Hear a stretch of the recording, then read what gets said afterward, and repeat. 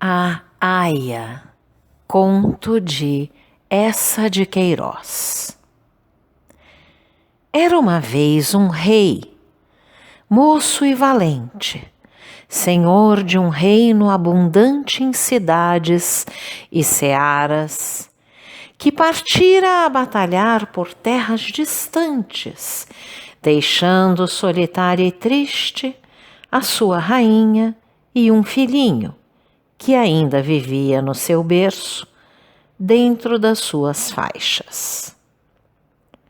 A lua cheia, que o vira marchar, levado no seu sonho de conquista e de fama, começava a minguar, quando um dos seus cavaleiros apareceu com as armas rotas, negro do sangue seco e do pó dos caminhos, trazendo a amarga nova de uma batalha perdida e da morte do rei, traspassado por 7 lanças entre a flor da sua nobreza à beira de um grande rio. A rainha chorou magnificamente o rei, chorou ainda desoladamente o esposo, que era formoso e alegre, mas, sobretudo, chorou ansiosamente o pai, que assim deixava o filhinho desamparado, no meio de tantos inimigos da sua frágil vida e do reino que seria seu, sem um braço que o defendesse, forte pela força e forte pelo amor. Desses inimigos, o mais temeroso era seu tio, irmão bastardo do rei, homem depravado e bravio, consumido de cobiças grosseiras, desejando só a realeza por causa dos seus tesouros, e que havia anos vivia num castelo sobre os montes, com uma horda de rebeldes, à maneira de um lobo, que de atalaia, no seu fojo, espera a presa. Ai, a presa era agora aquela criancinha, rei de mama, senhor de tantas províncias, e que dormia no seu berço com seu guizo de ouro fechado na mão. Ao lado dele, outro menino dormia noutro berço, mas este era um escravozinho, filho da bela e robusta escrava que amamentava o príncipe. Ambos tinham nascido na mesma noite de verão. O mesmo seio os criava. Quando a rainha, antes de adormecer, vinha beijar o príncipezinho, que tinha o cabelo louro e fino, beijava, também por amor dele, o escravozinho, que tinha o cabelo negro e crespo. Os olhos de ambos reluziam como pedras preciosas. Somente o berço de um era magnífico e de marfim, entre brocados, e o berço do outro, pobre e de verga. A leal escrava, porém, a ambos cercava de carinho igual, porque se um era o seu filho, o outro seria o seu rei. Nascida naquela casa real, ela tinha a paixão, a religião dos seus senhores.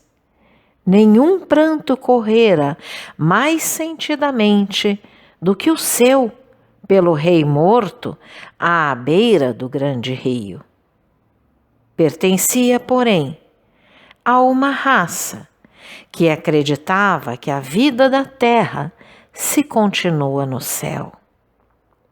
O rei, seu amo, de certo, já estaria agora reinando noutro reino, para além das nuvens, abundante também em searas e cidades. O seu cavalo de batalha, as suas armas, os seus pajens, tinham subido com ele às alturas. Os seus vassalos, que fossem morrendo, prontamente iriam nesse reino celeste retomar em torno dele a sua vassalagem. E ela, um dia, por seu turno, remontaria num raio de luz a habitar o palácio do seu senhor e afiar de novo o linho das suas túnicas e a acender de novo a caçoleta dos seus perfumes. Seria no céu como fora na terra, e feliz na sua servidão. Todavia, ela também temia pelo seu príncipezinho.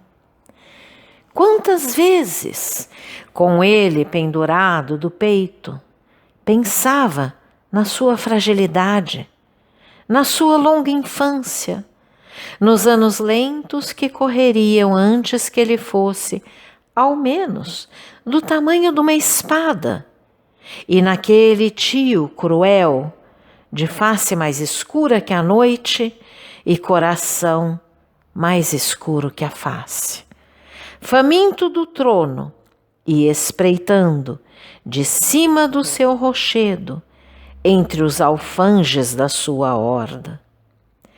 Pobre príncipezinho de sua alma, com uma ternura maior, o apertava então nos braços.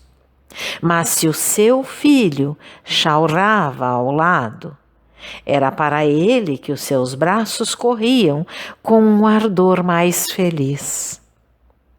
Esse, na sua indigência, nada tinha a recear da vida.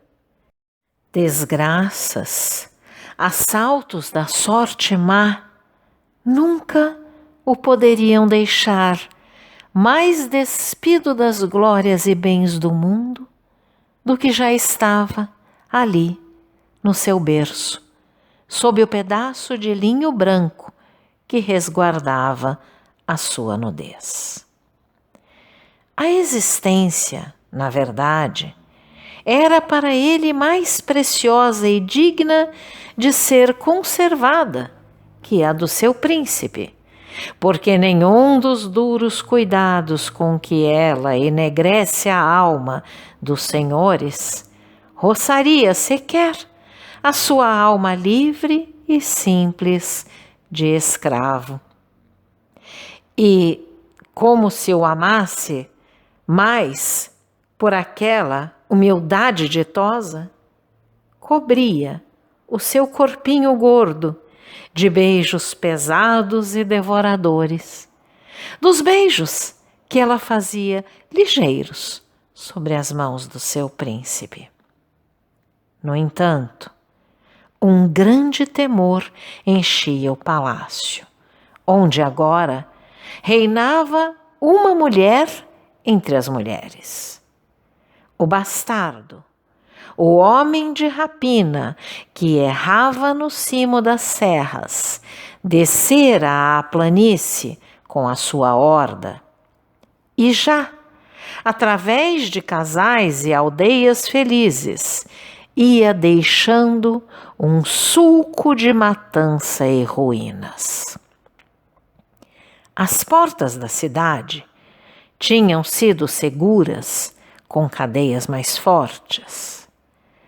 Nas atalaias ardiam lumes mais altos, mas à defesa faltava disciplina viril. Uma roca não governa como uma espada. Toda a nobreza fiel perecera na grande batalha. E a rainha, desventurosa, Apenas sabia correr a cada instante ao berço do seu filhinho e chorar sobre ele a sua fraqueza de viúva. Só a ama leal parecia segura, como se os seus braços, em que estreitava o seu príncipe, fossem muralhas de uma cidade que nenhuma audácia pode transpor.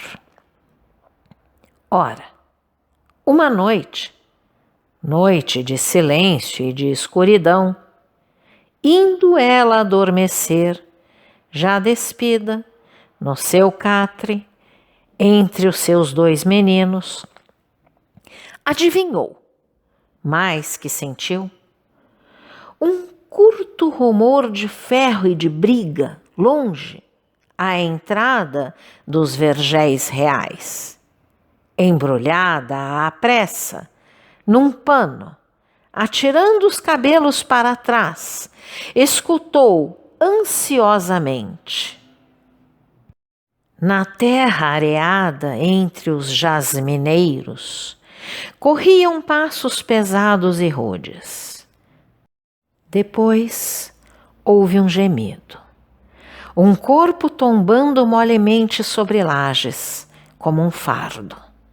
Descerrou violentamente a cortina e além, ao fundo da galeria, avistou homens, um clarão de lanternas, brilhos de armas.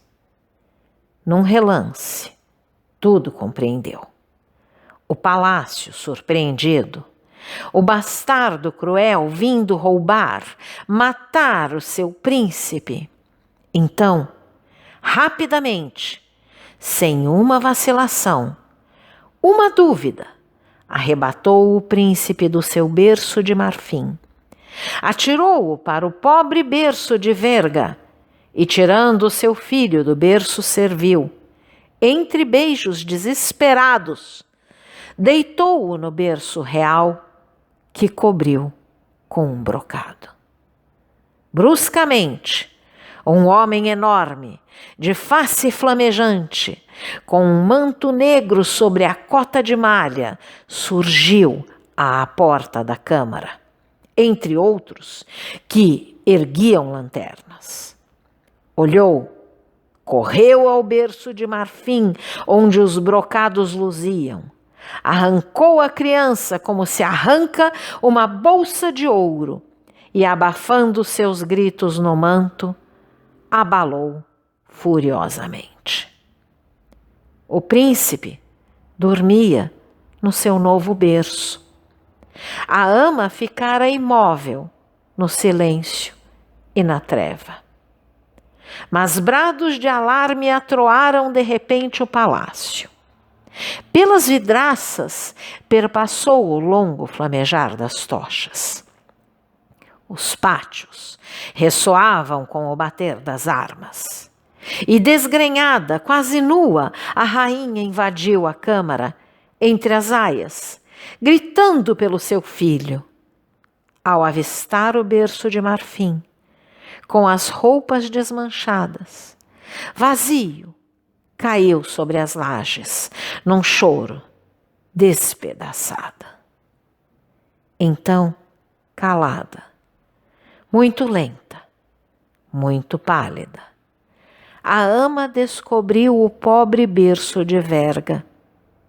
O príncipe lá estava, quieto, adormecido, num sonho que o fazia sorrir. Lhe iluminava a face entre os seus cabelos de ouro. A mãe caiu sobre o berço com um suspiro, como cai um corpo morto. E nesse instante, um novo clamor abalou a galeria de mármore. Era o capitão das guardas, a sua gente fiel. Nos seus clamores havia, porém, mais tristeza do que triunfo. O bastardo morrera. Colhido, ao fugir, entre o palácio e a cidadela, esmagado pela forte legião de arqueiros, sucumbira ele e 20 da sua horda. O seu corpo lá ficara, com flechas no flanco, numa poça de sangue. Mas ai, dor sem nome! O corpozinho tenro do príncipe lá ficara também, envolto num manto, já frio, roxo ainda das mãos ferozes que o tinham esganado. Assim, tumultuosamente, lançavam a nova cruel os homens de armas, quando a rainha, deslumbrada, com lágrimas entre risos, ergueu nos braços para lhe mostrar o príncipe que despertara. Foi um espanto, uma aclamação.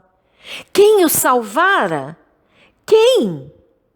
Lá estava, junto do berço de marfim vazio, muda e hirta, aquela que o salvara.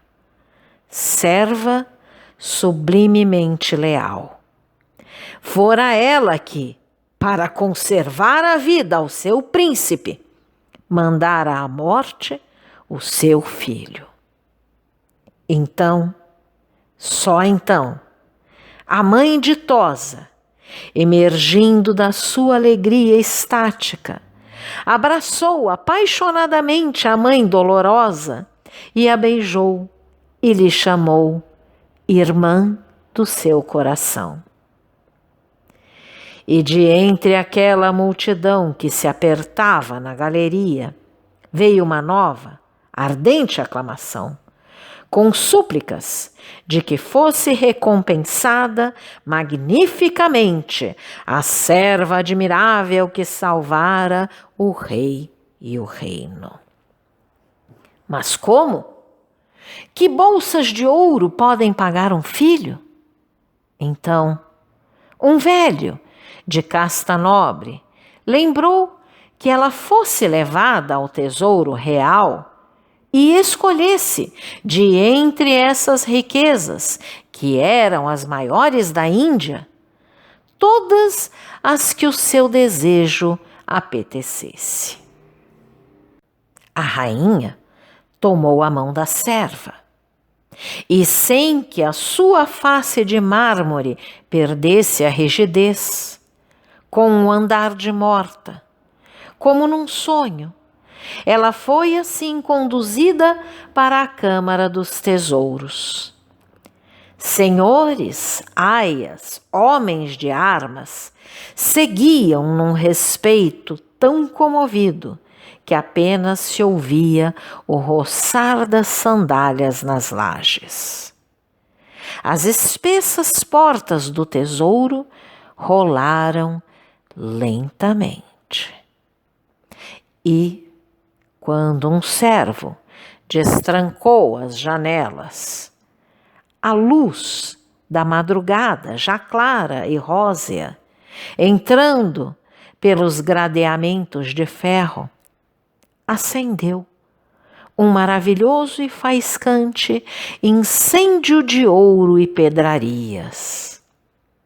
Do chão de rocha até as sombrias abóbadas, por toda a câmara, reluziam, cintilavam, refulgiam os escudos de ouro, as armas marchetadas, os montões de diamantes, as pilhas de moedas, os longos fios de pérolas, todas as riquezas daquele reino, acumuladas por 100 reis durante 20 séculos. Um longo lento e maravilhado passou por sobre a turba que emudecera. Depois, houve um silêncio, ansioso. E no meio da câmara, envolta na refulgência preciosa, a ama não se movia. Apenas os seus olhos, brilhantes e secos, se tinham erguido para aquele céu que, além das grades, se tingia de rosa e de ouro. Era lá, nesse céu fresco, de madrugada, que estava agora o seu menino. Estava lá, e já o sol se erguia, e era tarde, e o seu menino chorava de certo e procurava seu peito. Então, a ama sorriu e estendeu a mão. Todos seguiam, sem respirar, aquele lento mover da sua mão aberta. Que joia maravilhosa! Que fio de diamantes! Que punhado de rubis! Ia ela escolher? A ama estendia a mão, e sobre um escabelo ao lado, entre um molho de armas, agarrou um punhal. Era um punhal de um velho rei, todo cravejado de esmeraldas e que valia uma província. Agarrara o punhal e com ele, apertado fortemente na mão, apontando para o céu, onde subiam os primeiros raios do sol, encarou a rainha, a multidão, e gritou: salvei meu príncipe, e agora vou dar de mamar ao meu filho. E cravou o punhal no coração. Então, caro audioleitor, se você gostou deste conteúdo, deixe seu like e inscreva-se no canal, ativando o sininho para ser notificado dos próximos vídeos, com os próximos capítulos deste e de outros livros que estarei publicando. Um grande abraço e até a próxima!